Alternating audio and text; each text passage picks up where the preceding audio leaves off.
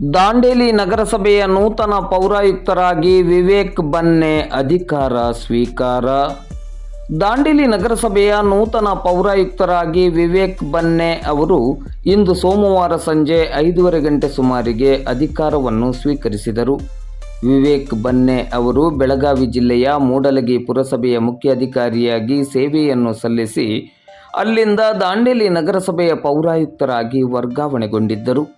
ನಗರದ ಜನತೆಗೆ ಹಾಗೂ ನಗರಕ್ಕೆ ಅತಿ ಅವಶ್ಯ ಮೂಲಸೌಕರ್ಯಗಳಾದ ಸ್ವಚ್ಛತೆ, ಸಮರ್ಪಕ ಕುಡಿಯುವ ನೀರು ಪೂರೈಕೆ ಮತ್ತು ಸಮರ್ಪಕ ಬೀದಿ ದೀಪ ನಿರ್ವಹಣೆಗೆ ಮೊದಲ ಆದ್ಯತೆಯನ್ನು ನೀಡಲಾಗುವುದು ಎಂದು ನೂತನ ಪೌರಾಯುಕ್ತರಾದ ವಿವೇಕ್ ಬನ್ನೆ ಅವರು ಇಂದು ಸೋಮವಾರ ರಾತ್ರಿ 8:30 ಗಂಟೆ ಸುಮಾರಿಗೆ ದಾಂಡೇಲಿ ನಗರಸಭೆಯಲ್ಲಿ ಮಾಧ್ಯಮದ ಜೊತೆ ಮಾತನಾಡುತ್ತಾ ಹೇಳಿದರು. ದಾಂಡೇಲಿ ನಗರಸಭೆಯ ನೂತನ ಪೌರಾಯುಕ್ತರಾಗಿ ಯಂಗ್ ಅಂಡ್ ಎನರ್ಜೆಟಿಕ್ ಬಿಸಿ ರಕ್ತದ ಯುವ ತರುಣ ಆಗಮಿಸಿದ್ದಾರೆ.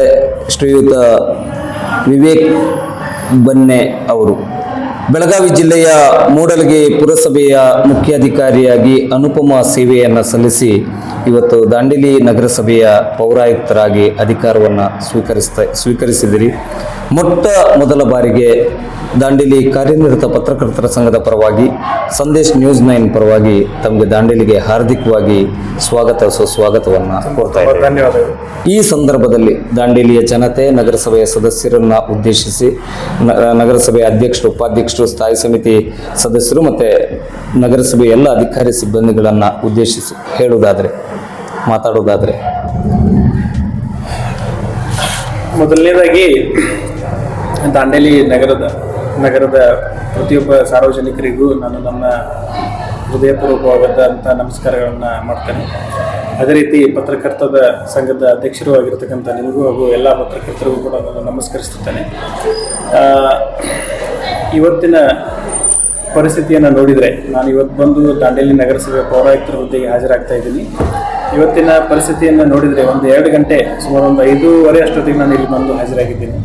2 ಗಂಟೆ ಒಳಗಡೆ ನಾನು ತಿಳ್ಕೊಂಡಿದ್ದೇನು ಅಂತಂದರೆ, ಜನ ಭಾಳ ಒಂದು ಉತ್ತಮ ಪ್ರತಿಕ್ರಿಯೆಯನ್ನು ನಗರಸಭೆಯೊಂದಿಗೆ ಹೊಂದಿದ್ದಾರೆ.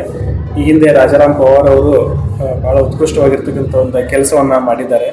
ಅದೇ ರೀತಿ ನಾನು ಮುಂದುವರಿಸ್ಕೊಂಡು ಹೋಗ್ತೇನೆ ಅಂತಕ್ಕಂಥ ಒಂದು ವಿಶ್ವಾಸವನ್ನು ತಮ್ಮೆಲ್ಲರಿಗೂ ಕೊಡ್ತೇನೆ. ನಾನು ಮಾಡ್ತಕ್ಕಂಥದ್ದು ಒಂದು ಬಹಳ ಮುಖ್ಯವಾಗಿ ಬಹಳಷ್ಟು ವಿಷಯಗಳಿರ್ತದೆ. ನಗರಸಭೆ ಅಂತಂದಮೇಲೆ 100 ವಿಷಯಗಳು, 10 ವಿಷಯಗಳ ಬಗ್ಗೆ ನಾವು ಗಮನ ಹರಿಸಬೇಕಾಗ್ತದೆ. ಅದರ ಮುಖ್ಯವಾಗಿ ಮಾಡ್ತಕ್ಕಂಥದ್ದು ಏನಪ್ಪ ಅಂತಂದರೆ, ಫಂಡಮೆಂಟಲ್ಸ್ ಆಫ್ ಮುನ್ಸಿಪಾಲಿಟಿ ಏನಪ್ಪ ಅಂತಂದರೆ ಸ್ವಚ್ಛತೆ, ನೀರು ಸರಬರಾಜು ವಿಭಾಗ ಮತ್ತು ಸ್ಟ್ರೀಟ್ ಲೈಟಿಂಗ್ ವಿಭಾಗ. ಈ 3 ಫಂಡಮೆಂಟಲ್ ಅಂದರೆ ರಿಕ್ವೈರ್ಮೆಂಟ್ಸ್ ಆಫ್ ದಿ ಪೀಪಲ್ ಏನಿದೆ ಅದನ್ನು ನಾನು ಹೆಚ್ಚು ಗಮನ ಕೊಟ್ಟು ನಿರ್ವಹಿಸ್ತೇನೆ. ಹೆಚ್ಚು ಸ್ವಚ್ಛತೆಯನ್ನು ಕಾಪಾಡಲಿಕ್ಕೆ ಪ್ರಯತ್ನಿಸ್ತೇನೆ. ಅದೇ ರೀತಿ ಹೆಚ್ಚು ನೀರಿನ ಸಮಸ್ಯೆ ಬಗ್ಗೆ ನನಗೆ ಗೊತ್ತಿಲ್ಲ, ಬಟ್ ನೀರಿನ ಸಮಸ್ಯೆ ಒಂದು ಇದ್ದರೆ ಅದನ್ನು ಬಗೆಹರಿಸಲಿಕ್ಕೆ ಪ್ರಯತ್ನಿಸ್ತೇನೆ. ಅದಾದ ನಂತರ ಯಾವುದೇ ಸಾರ್ವಜನಿಕರಿಗೂ ನೀರಿನ ಅಭಾವ ಆಗದಂತೆ ನಾನು ನೋಡ್ಕೊಳ್ತೇನೆ. ಆಮೇಲೆ ಬೀದಿ ದೀಪಗಳ ವ್ಯವಸ್ಥೆಯನ್ನು ಕೂಡ ಸರಿಯಾದ ರೀತಿಯಲ್ಲಿ ಕಾರ್ಯನಿರ್ವಹಿಸುವಂತೆ ಮಾಡ್ತೇನೆ. ಇದು ಫಂಡಮೆಂಟಲ್ಸ್ ಆಫ್ ಮುನ್ಸಿಪಾಲಿಟಿ. ಅದಾದ ನಂತರ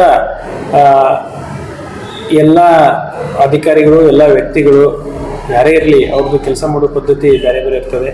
ಉದಾಹರಣೆಗೆ ಲೋಕಾಯುಕ್ತರಾಗಿರ್ತಕ್ಕಂಥ ವೆಂಕಟಾಚಲಪತಿಯವರು ಲೋಕಾಯುಕ್ತ ಸಂಸ್ಥೆಗೊಂದು ಹಿರಿಮೆಯನ್ನು ತಂದು ಕೊಟ್ಟಿದ್ದರು. ಅದಾದ ನಂತರ ಇದೇ ಉತ್ತರ ಕನ್ನಡ ಜಿಲ್ಲೆಯವರಾಗಿರ್ತಕ್ಕಂಥ ಸಂತೋಷ್ ಹೆಗಡೆ ಸಾಹೇಬರು ಬಂದರು.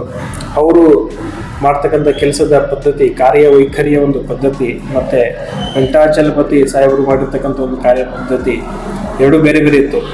ರಿಸಲ್ಟ್ ಒಂದೇ ಇತ್ತು, ಬಟ್ ಸ್ಟ್ರಾಟಜಿ ಅವರು ಏನು ಅಳವಡಿಸ್ಕೊಂಡಿದ್ರು ಕೆಲಸ ಮಾಡುವ ಒಂದು ಇದರಲ್ಲಿ ಅದು ಪ್ರತಿಯೊಬ್ಬ ವ್ಯಕ್ತಿಯಿಂದ ವ್ಯಕ್ತಿಗೆ ಬೇರೆ ಆಗ್ತದೆ.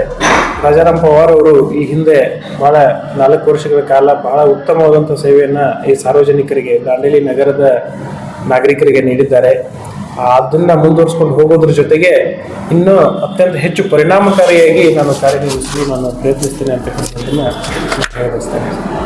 ಧನ್ಯವಾದಗಳು ಸರ್, ಇಷ್ಟೊತ್ತು ನಮ್ಮ ಜೊತೆ ಮಾತಾಡಿದ್ದಕ್ಕೆ. ಮತ್ತೊಮ್ಮೆ ದಾಂಡೇಲಿಗೆ ಸಮಸ್ತ ದಾಂಡೇಲಿಗರ ಪರವಾಗಿ ಹಾರ್ದಿಕವಾಗಿ ಸುಸ್ವಾಗತ. ನಿಮ್ಮ ಜೊತೆ ನಾವಿದ್ದೇವೆ, ದಾಂಡೇಲಿಗಾಗಿ ನೀವಿರಿ ಎನ್ನುವ ಆಶಯ ಮತ್ತು ಹಾರೈಕೆ ಮತ್ತು ಪ್ರಾರ್ಥನೆ.